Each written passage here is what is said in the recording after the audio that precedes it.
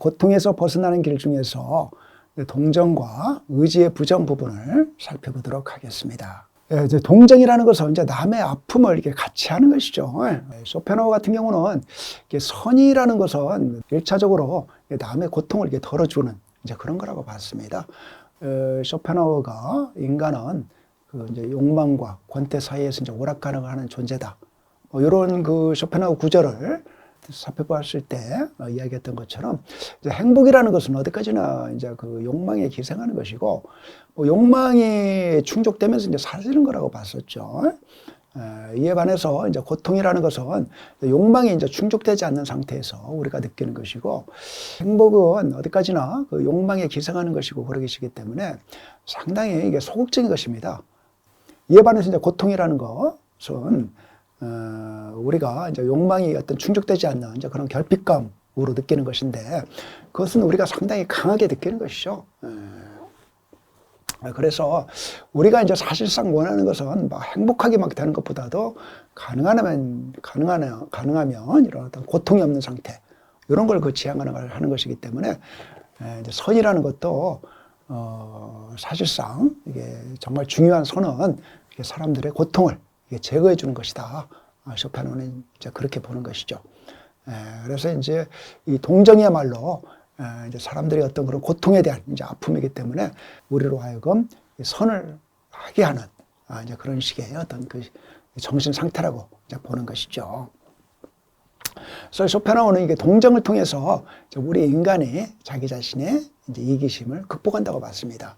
우리가 이제 지난번에 그 현상계와 이제 물 자체 이야기하면서 이제 봤지만 이 현상계라는 것은 모두 다 이렇게 다 객체들로 이루어져 있습니다. 모든 게. 그리고 이제 각 객체들은 자기를 그 세계의 중심이라고 생각하는 것이죠. 그래서 이제 뭐 세계가 몰락해도 자기는 어디까지나 살아남아야 된다. 이런 식의 어떤 그 이기심이 이제 지배하고 있는 것이 이제 이 현상 세계인데, 이런 현상 세계에 어떤 그 이기심을 돌파하면서 오히려 이제 그 사람들이 이 근원적인 실제 차원에서는 이제 하나다. 이렇게 이제 느끼면서 남들을 도와주려고 하는 태도가 동정이라는 것입니다. 근데 어떻든 이제 쇼펜하우어는 이 동정보다는 우리 인간에게는 이기적인 이런 심리가 더 강하다고 봤습니다. 그래서 뭐 대부분의 인간은 남을 죽여서 그 기름을 짜서 자기의 장화를 닦는 것도 사양치 않는다. 뭐 상당히 좀 극단적인 이야기인데 뭐 나치들 같은 경우 뭐 사실 뭐 이런 식으로 했다고 그러죠. 인간의 이기심이라는 것은 뭐 이렇게까지 뭐 잔인하게 될 수가 있다. 뭐 지금 그런 이야기고요. 그건 이제 어디까지나 우리 인간이 이게 자기의 고통이라든가 뭐 자기가 이제 내면에서 겪는 이 감정은 직접적으로 이제 실제한다고 느끼는 건데 다른 인간들이 겪는 그 고통이라든가 다른 인간들의 감정은 사실은 우리가 실감하기 어려운 거죠. 그냥 추측만 하는 것이고, 그러다 보니까 이제 어디까지나 사람들이 이게 자기의 고통과 행복만을 가장 중시하기 쉬운 것이죠. 근데 이제 다행히 이제 우리 인간에게는 이제 이런 그 이기심을 넘어서는 어떤 그런 그 의식의 상태가 있을 수가 있다는 것이고 바로 이제 그게 동정이라고 보는 것이죠. 그리고 이제 동정은 우리 모두는 하나다. 근원적인 실제의 차원에서 보면 어떤 이런 개체 간의 어떤 구별이 사라진 하나의 근원적인 의지밖에 없기 때문에 사실은 이제 우리 내면에서 우리가 아주 뭐 의식적으로 분명하게는 이렇게 알지 깨닫고 있지 못하지만 암암리에 우리 모두는 하나다라는 것을 느끼고 있다는 것입니다. 그리고 이제 동정은 이제 바로 이제 그런 식의 어떤 느낌, 하나의 본능적인 하나의 느낌이 드러난 거다. 이렇게 이제 보는 것이죠. 쇼펜하우어는 우리 인간이 울 수 있다는 거, 그걸 상당히 좀 중요한 걸로 봤습니다. 그리고 이제 어떤 그 울 수 있는 인간은 그래도 선한 인간이다 이렇게 봤어요. 그래서 이제 그 울음이라는 것은 우리가 이제 보통 우리는 어떻게 생각하나요? 보통은 이제 자기가 어떤 고통을 겪고 있을 때 그 고통 때문에 운다고 생각하는데 쇼펜하우어는 그렇게 보지 않습니다. 우리가 이제 어떤 눈물을 흘리고 우는 것은 뭐 물론 이제 자기의 어떤 고통 때문에 뭐 눈물을 흘리더라도 일단 어떤 그 고통 자체 때문에 어떤 눈물을 흘린다기보다는 고통을 이제 그 겪고 있는 자기 자신을 떠올리면서 눈물을 흘린다고 보는 겁니다. 그러니까 이게 우리가 보통 이제 뭐 당장 고통스러울 때는 울지는 않다가 조금 이제 시간이 지나서 그 고통스러웠던 그 경험을 이렇게 떠올리면서 이게 운다는 것이죠. 그러면서 이게 어떤 면에서 이게 자기 자신의 고통에 대해서 우리가 눈물을 흘린다는 것은 사실은 자기 자신에 대해서 좀 동정을 하고 있는 것이죠. 그렇게 이제 자기 자신의 어떤 고통을 떠올리면서 동정할 수 있는 사람은 남의 고통도 떠올리면서 동정할 수 있다고 보는 것이죠. 그래서 일단은 뭐 자기의 어떤 그런 고통 때문에 우는 사람이라도 그 사람은 이게 남의 고통도 어떤 떠올릴 수 있는 사람이기 때문에 남에게 어떤 동정을 품을 수 있는 사람이고 선한 사람이다. 쇼펜하우어는 이제 그렇게 보는 것이죠. 그래서 이제 우리 인간이 어떤 운다는 현상에 대해서 상당히 어떤 그 재미있는 통찰이라고 볼 수가 있는 것이죠.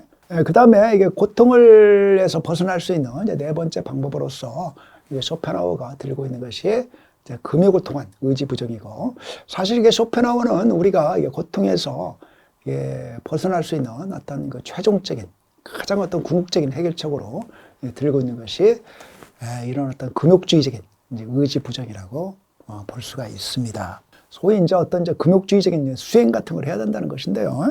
그래서 이게 쇼펜하우어는 이제 심미적 관조 상태라는 거, 이제 이런 것이 나름대로 우리로 하여금 어떤 의지와 욕망에서 벗어나게 하기는 하지만 이런 것들은 이제 상당히 좀 일시적인 거라고 보는 겁니다. 그래서 이제 우리는 어디까지나 이제 현상 세계 내에서 개체로서 자기 자신의 어떤 생존을 계속 이제 유지하는데 신경을 쓸 수밖에 없기 때문에 이게 심미적 관조 상태에 지속적으로 있을 수가 없다고 보는 겁니다.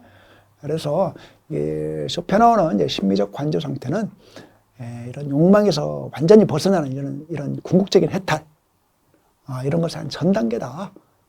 전 단계고, 의지로부터의 그런 영원한 해방은 이제 불교에서 말하는 그 열반과 같은 이런 금욕주의적인 의지 부정에 의해서만 가능하다. 이제 그런 이야기를 하고 있습니다. 그러니까 이제 쇼펜하우어는 이런 어떤 그 욕망을 막 최대한 충족시키는 방식으로는 이게 고통을 줄일 수 없다고 보는 것이고, 가장 정말 이게 효과적인 방법은 욕망을 이게 최소화해야 된다. 그래서 욕망이 거의 이렇게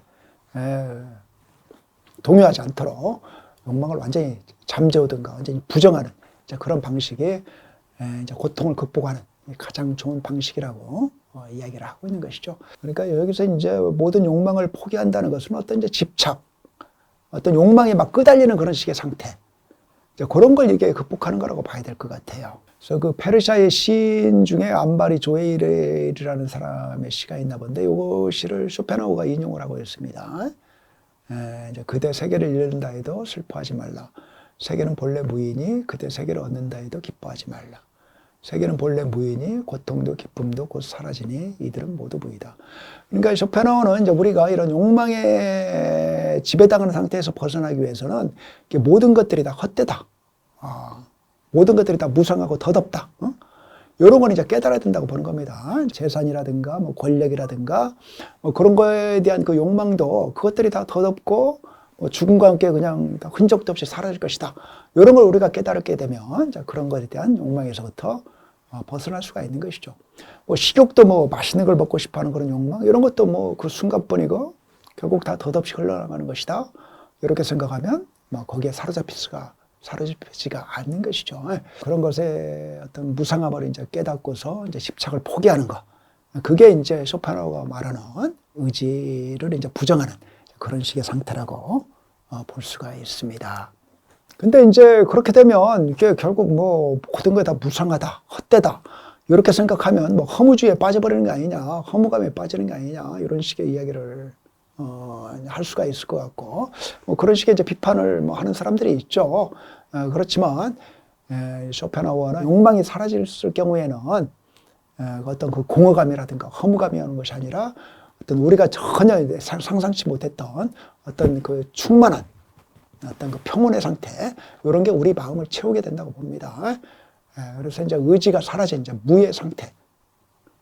그리고 욕망이라는 것이 어떤 실제였기 때문에 이제 욕망이 사라지면 무가 생길 것 같지만 사실은 그 무라는 것은 이런 어떤 그 정신적인 하나의 평온과 지복의 상태이기 때문에 그 무의 상태는 은총이다. 이제 이런 식의 이야기를 하고 있는 것이죠. 그래서 이제 금욕주의적인 의지 부정도 결국 의도적인 목적을 통해서 추구되기 때문에 이제 금욕주의를 완전한 의지 없음과 동일시해서는 안 된다. 의지가 완전히 사라진 무의 상태는 그러한 금욕주의적인 의지마저도 사라지고 흡사 외부에서 주어지는 것처럼 우리에게 돌입해 온다. 그러니까 자기의 어떤 욕망을 막 극복하기 위해서 막 노력하는 상태. 그건 아직은 사실은 그 욕망을 극복하지 못한 상태라고 보는 겁니다. 막 그런 욕망을 극복하려고 하는 것도 하나의 욕망이지 않습니까?